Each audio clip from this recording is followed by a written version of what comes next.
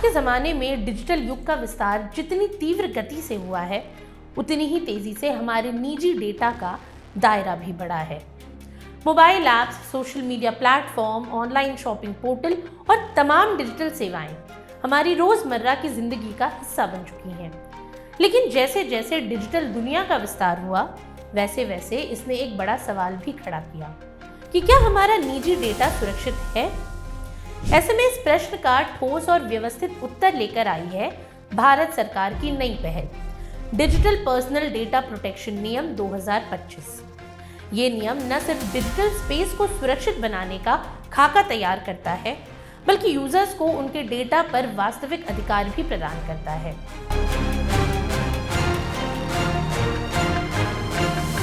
दरअसल लंबे समय से संसद में लंबित ये बिल 11 अगस्त 2023 को पारित हुआ, लेकिन अब इसका वास्तविक लाभ नागरिकों को नियमों के लागू होने के बाद मिलेगा।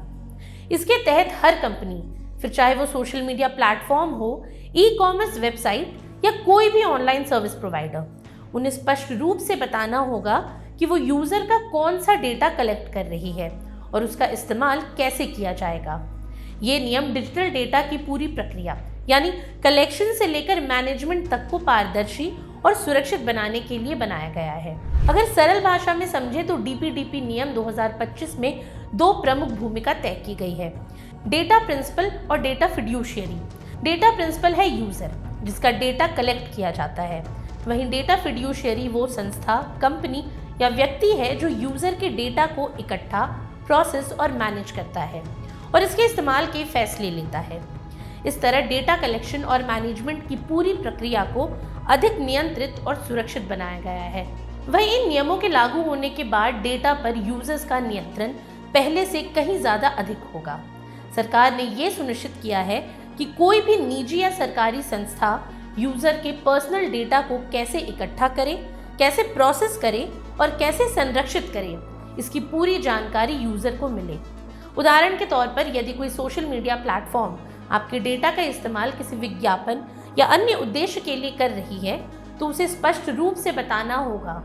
इसके अलावा कंपनियों को डेटा सुरक्षा के लिए इंक्रिप्शन, मास्किंग, ऑब्फस्केशन और टोकनाइजेशन जैसे तकनीकों को अपनाना अनिवार्य होगा। किसी भी डेटा उल्लंघन की स्थिति में प्रभावित यूजर को तुरंत सूचित करना होगा और ये सूचना 72 घंटे के भीतर दी जानी होगी, जिसमें ये बताया जाएगा कि क्या हुआ, संभावित जोखिम क्या है और किनसे संपर्क किया जा सकता है। विशेष रूप से नाबालिगों के डेटा की सुरक्षा को ध्यान में रखते हुए भी नियम बनाए गए हैं। 18 वर्ष से कम आयु के बच्चों का डेटा केवल उनके माता पिता या गार्जियन की सहमति के बाद ही कलेक्ट और प्रोसेस किया जा सकता है। इसके लिए वेरीफाइड वर्चुअल टोकन का इस्तेमाल करके माता पिता की पहचान सुनिश्चित करना अनिवार्य होगा। इससे ये सुनिश्चित होगा कि कोई भी कंपनी बिना माता पिता की अनुमति के बच्चे का डेटा नहीं ले सकती।